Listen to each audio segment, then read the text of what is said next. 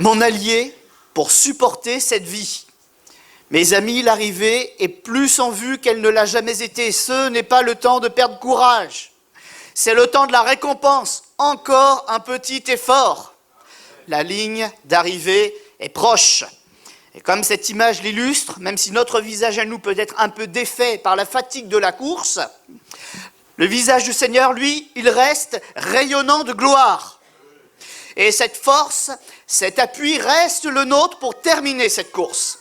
Notre Seigneur sera notre appui jusqu'à ce que nous franchissions la ligne d'arrivée. Il ne se donnera pas de repos dans cette course tant que nous n'aurons pas pris la victoire avec lui. Une lecture que nous pourrions faire ensemble ce matin en introduction se situe dans Matthieu chapitre 11 et nous pourrions lire les versets 18 à 30. Matthieu chapitre 11, versets 18 à 30. Car Jean est venu, ne mangeant ni ne buvant, il est question du prophète Jean-Baptiste, et ils disent, il a un démon, parce qu'il se comportait bizarrement, hein. Un vêtement de poil de chameau, il mangeait des sauterelles, il était au désert, c'est vrai que c'était pas rassurant comme prophète. Et ils disent, il a un démon. Le Fils de l'homme, Jésus, donc, est venu. Lui, il mangeait, il buvait, et il disait, du coup, c'est un mangeur et un buveur, un ami des publicains et des gens de mauvaise vie. Y a-t-il une bonne réponse pour apporter la parole de Dieu et être entendue? Mais la Bible ajoute un verset, un témoignage. Mais la sagesse a été justifiée par ses œuvres. Dieu le Père, par la puissance des miracles, par la puissance de l'enseignement qui convainquait les cœurs, a prouvé que Jean-Baptiste, comme Jésus, avait raison. Dieu a été témoin de ce qui se faisait en cette période-là en Israël. Et j'aime à croire que Dieu est encore le témoin, le défenseur de ceux qui prêchent la vérité aujourd'hui, en 2026, en Bretagne et ailleurs. Amen. Ah, c'est bon ça. Dieu est avec nous. Jésus va donc, dans ce temps-là, remettre quelques personnes à leur place. Alors il se mit à faire des reproches aux villes dans lesquelles il avait eu lieu, la plupart de ces miracles. C'est étonnant. Il fait des miracles. Dieu prouve sa présence, mais il fait des reproches aux gens qui sont dans ces villes. Bizarre. S'il y a tant de miracles, c'est qu'il y a beaucoup de personnes qui ont cru quand même un peu quelque chose. Mais au-delà des miracles, Dieu continue de voir les cœurs. Dieu veut faire du bien, il fait des miracles. Mais que se passe-t-il dans les cœurs qui reçoivent le miracle? Parce qu'elles ne s'étaient pas repenties. Donc il ne faut pas courir après les miracles, hein, parce que ce n'est pas ce que Dieu attend de nous. Il attend des vies repentantes, il attend la repentance, il attend des vies repenties. Verset 21, malheur à toi, Chorazine, malheur à toi, Bethsaïda, car c'est les miracles qui ont été faits au milieu de vous, a été fait à Tyr ou dans Sidon.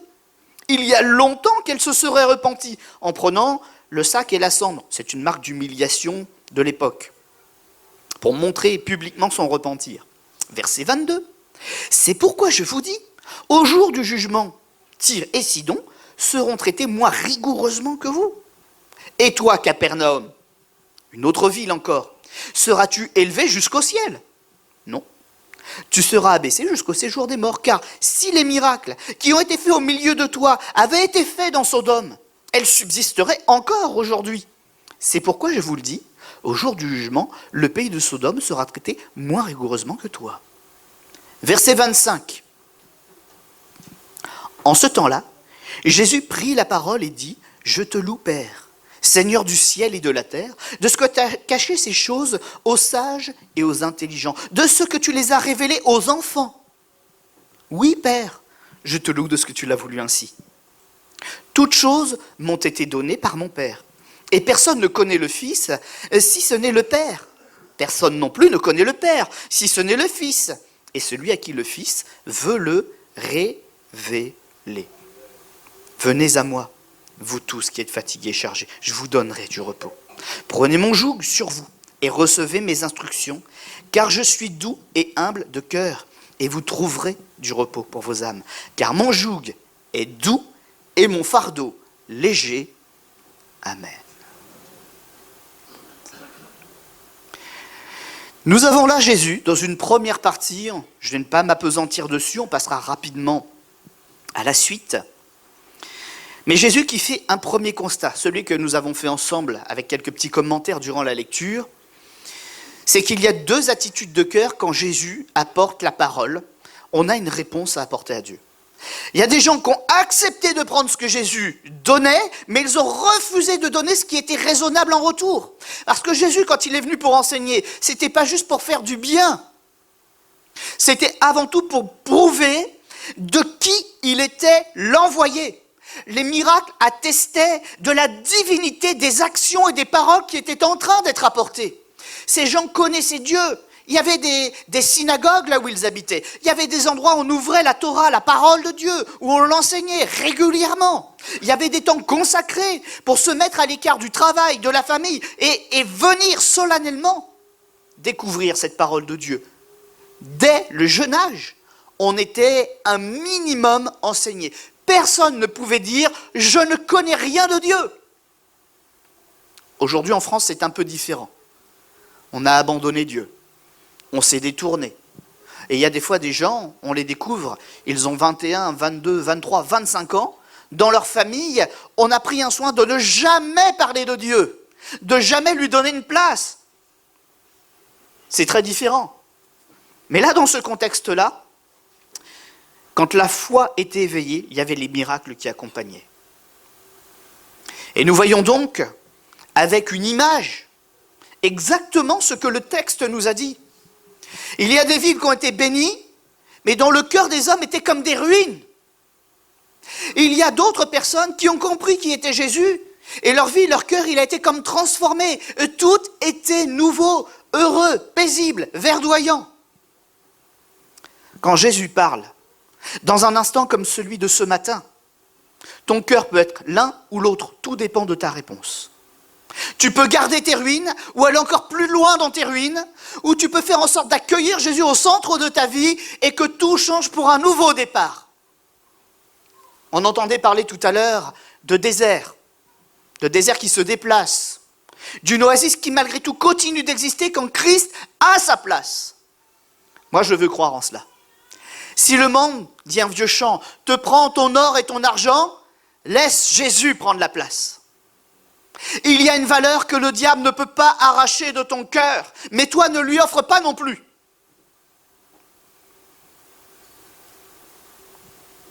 Et c'est une réalité quand Jésus prêche, aujourd'hui plus que jamais, quand la parole de Dieu est annoncée aujourd'hui plus que jamais, il y a ça qui se passe. Parce qu'aujourd'hui nous connaissons Christ, nous avons la Bible. Il y a au milieu de nous une multitude de cultures.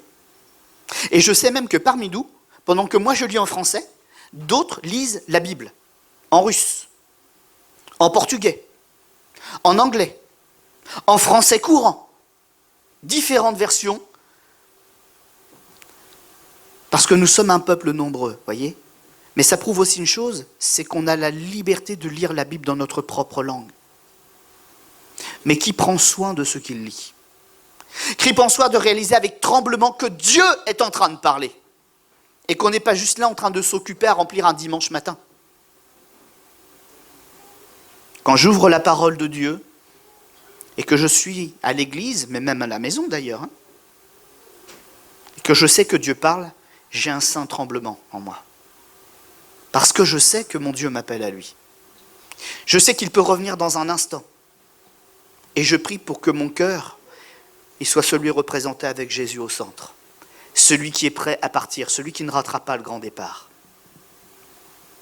Ce n'est pas le fait qu'un jour, lorsque j'ai été malade, Jésus m'a guéri instantanément, qui me sauvera. Je le bénis pour ça. C'est une belle expérience. Ça m'a marqué. Je ne prie pas, je sais que mon salut n'est pas attaché au fait où parfois j'ai imposé les mains aux malades et qu'instantanément les malades ont été guéris. Ça m'est arrivé un grand nombre de fois. Mais je sais que mon salut n'est pas là. Ce n'était pas ma puissance, ni même la qualité de ma foi, c'est Dieu qui bénissait. Moi, j'étais qu'un spectateur, pour convaincre ma foi fragile. À peine un spectateur. même pas un acteur. Je sais que ma foi et mon éternité ne reposent pas là-dessus. Mais lorsque je parle de Dieu, ou lorsque quelqu'un me parle de Dieu, que j'ai ce saint tremblement, je sais que mon âme a compris devant qui elle comparait. Et je suis rassuré d'être dans cette crainte de l'Éternel. Si mon âme ne tremblait plus, si je ne me remettais pas en question, si je ne me posais pas la question de mon orgueil quand je dis quelque chose, de mon éloquence quand je dis quelque chose, si je ne tremblais pas, là je me dirais, attention, là tu es sur la mauvaise pente. Dans quel état de cœur es-tu ce matin? Jésus peut faire des miracles, hein, mais est-ce qu'ils te concerneront toi et ton éternité? J'avance un petit peu, j'ai dit que je ne m'apesantissais pas dessus, mais comme c'est dans le texte, il fallait le dire. Mais Jésus va avoir compassion de cette foule. Au-delà de cet avertissement, il va maintenant lui dire pourquoi il s'adresse à elle ce jour-là. Je suis venu pour te connecter à Dieu, te révéler Dieu. Est-ce qu'on peut mettre la diapo suivante, s'il te plaît? Il y a quelque chose qui doit te bouleverser ce matin. Ton visage doit changer. Même au sein de l'épreuve, quand tu as un visage abattu, de découvrir, de réentendre que ton Sauveur s'est levé pour porter ton fardeau avec toi, ça doit changer ton visage. Parce qu'au plus profond, ça doit avoir changé ton cœur. Moïse rencontrait Dieu, il était rayonnant de gloire. David était abattu le soir dans son lit. Il abandonnait son fardeau au Seigneur et il s'endormait en paix. Faut-il citer tous les exemples de la parole de Dieu?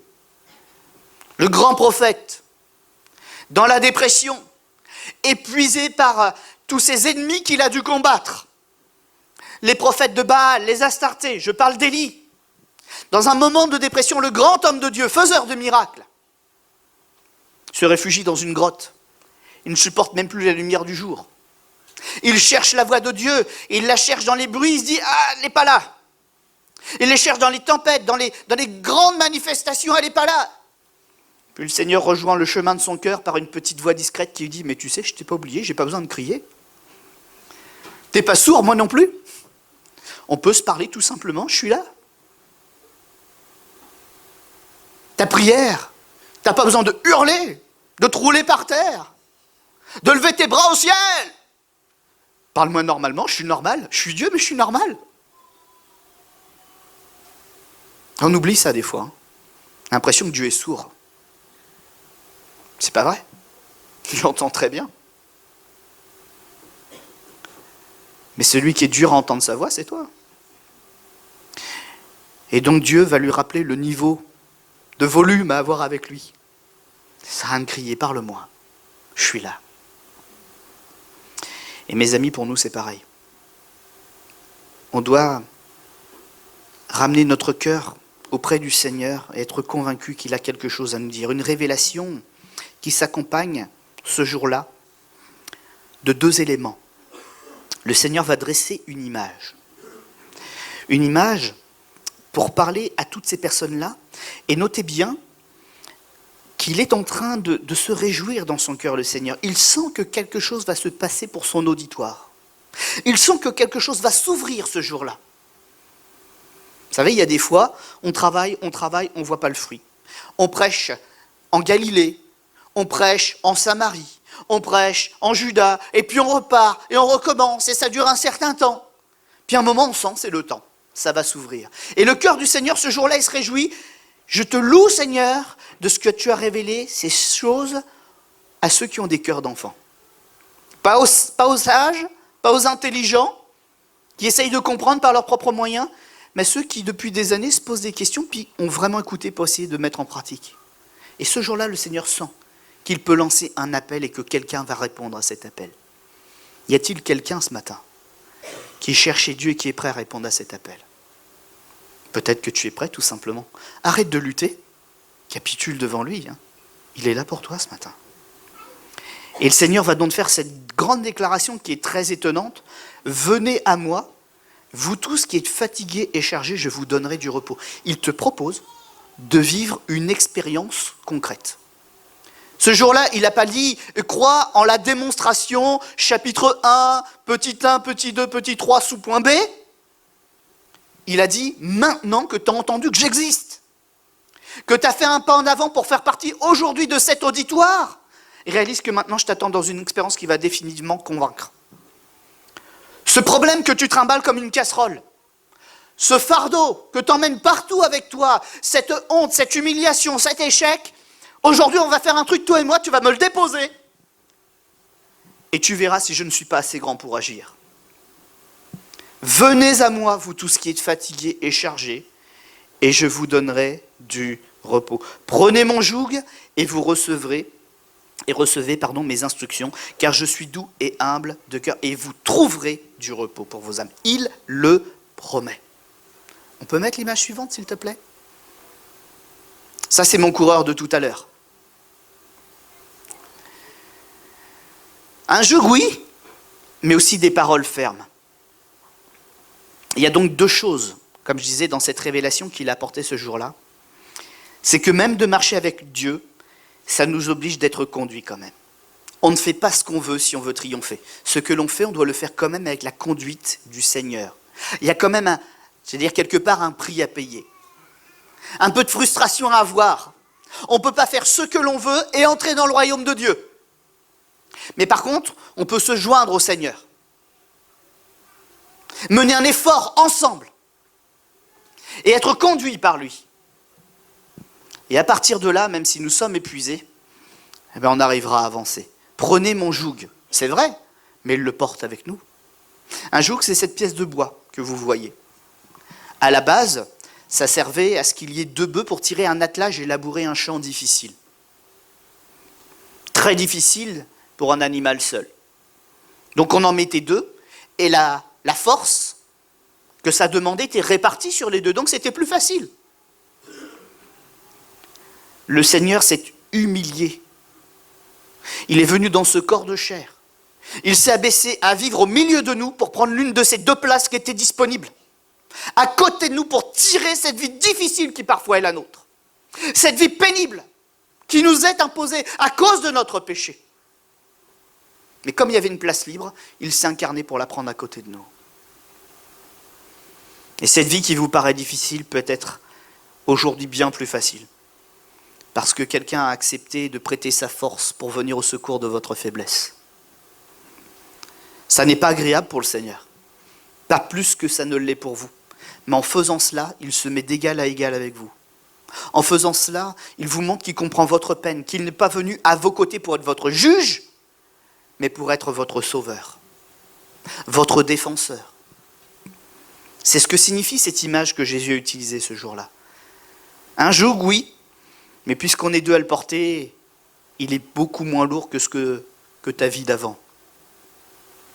Par contre, effectivement, pour que ça fonctionne, il faut que vous avanciez tous les deux dans le même sens. Le Seigneur ne peut pas aller de l'avant puis toi reculer. Alors il marchera à ton rythme. Il te montrera qu'il te comprend. Il est un berger, il marche au rythme du troupeau, il marche à ton rythme. Mais tu avanceras. Et parce que lui ne s'arrêtera pas, tu passeras la ligne d'arrivée. Et l'autre chose, le Seigneur l'a dit, quand on accepte le joug, il y a donc les instructions. Celles-ci, nous les connaissons. Renonce à ton péché. Accepte de faire un tri dans ce qu'il y a dans ta vie. Accepte d'abandonner ce qui est mauvais. Mais tu verras que ça ne va pas alourdir ton cœur, au contraire.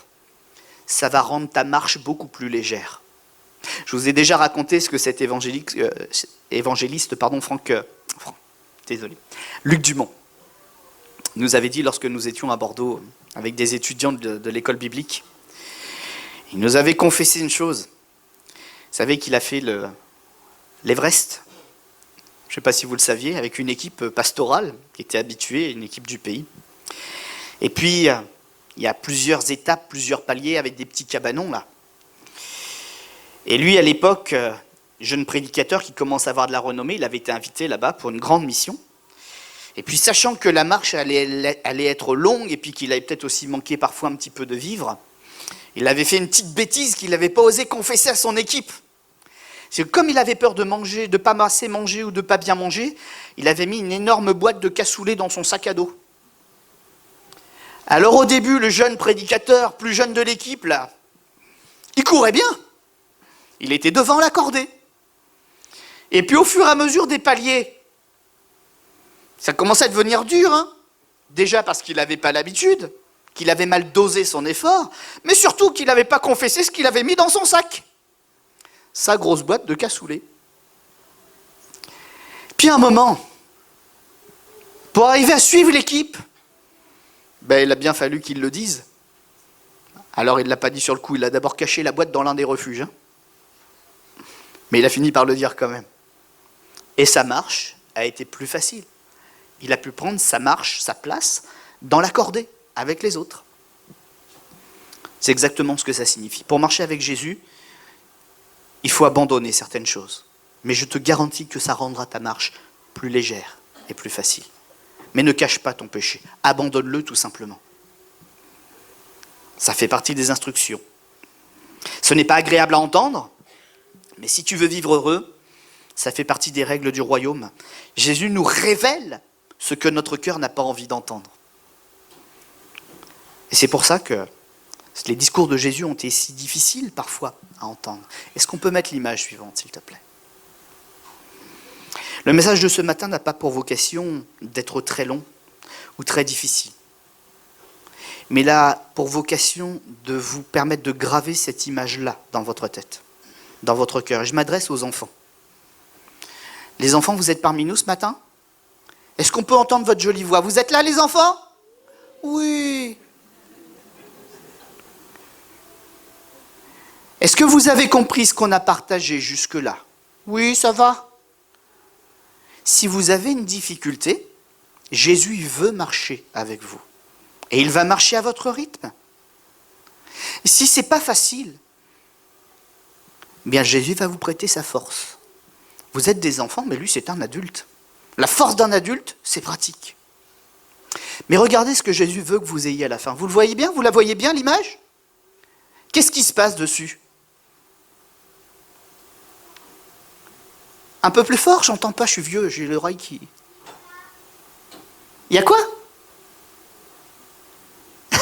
Ils sont timides ce matin. Déjà, il y a quelqu'un qui pleure, oui. Mais est-ce qu'il pleure de tristesse ou est-ce qu'il pleure de joie ? Il pleure de joie.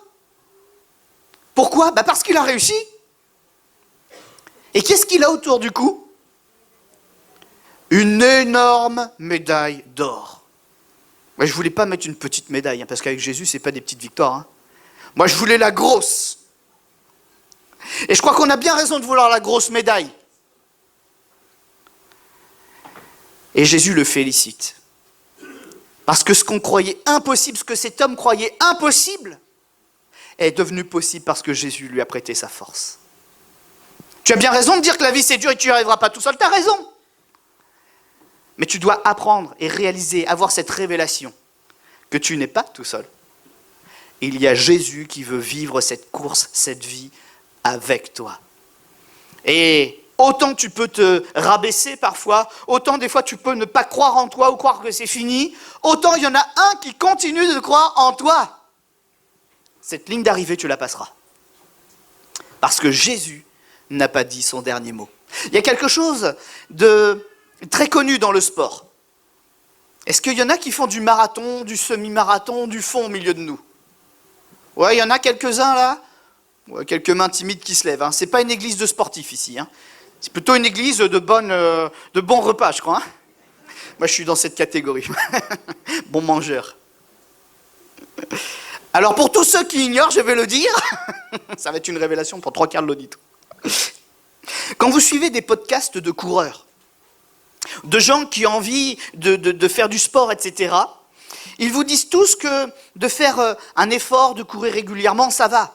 Mais quand il faut être dans une compétition, il faut tenir les objectifs, ce qui est dur, ce n'est pas le physique, c'est le mental qui nous brise. Parce que bien souvent, on court tout seul. Alors la chose qui nous motive, c'est d'essayer d'attraper le gars de devant, le lévrier, là, je ne sais plus comment ça s'appelle. On essaye d'attraper celui qui marche bien, puis on se met dans son sillage pour essayer de rester dans un certain rythme. Ou alors, on essaye de courir avec un coéquipier pour savoir qu'on n'est pas tout seul. Ou alors encore, on essaye de mettre sur notre parcours des gens qui nous encouragent en disant « Vas-y, tu y es presque, il ne reste plus que ça, il ne reste plus que ça ». Dans la course pour aller jusqu'au bout, il y a le physique, Mais ce qui fait qu'on perd la course, c'est quand on lâche le mental. Et dans cette course que Jésus vous propose, le joug, c'est pas pour vous embêter encore une fois. C'est pour vous prouver que Jésus s'est lié à vous et que tant que la course est finie, n'est pas finie, personne ne pourra retirer ce lien qu'il a créé entre lui et vous. Et il ne sera pas à côté pour vous juger, il sera à côté pour se forcer à courir à votre rythme de Dieu qu'il est, il se met à votre niveau. Il se lie à votre niveau. Et son visage tourné vers vous, c'est pour vous dire, vas-y, tu peux. Vas-y, on va y arriver. Vas-y, on court ensemble. Vas-y, je ne te lâcherai pas. De toute façon, on s'est liés ensemble. Il y a une pièce de bois, il y a un joug qui te lie à moi, qui me lie à toi. Tant que la course n'est pas finie, je ne retirerai pas mon serment que j'ai fait avec toi. Tu es venu à moi parce que je te l'ai demandé. Tu as cru que parce que tu étais fatigué, parce que tu étais chargé, parce que tu savais que tu n'y arriverais pas, je te prêterai ma force pour y arriver. Ce joug, c'est une promesse indestructible de Dieu qui a accepté de courir avec vous. Et le Seigneur l'ajoute, comme s'il avait encore des preuves à nous donner. Pourquoi je l'ai fait? Parce que je suis doux et humble de cœur. C'est bien ce que je vous disais à l'instant. Il ne se lie pas à nous pour nous punir, pour nous faire des sermons. Il se lie à nous pour nous encourager qu'on passe la ligne d'arrivée avec lui. Mon joug est doux et mon fardeau léger. Et cette image, elle me parle. Je crois qu'elle va me rester gravée un petit moment dans l'esprit. Ce que Jésus voit déjà, c'est ta victoire. Jésus voit déjà ça dans ta vie.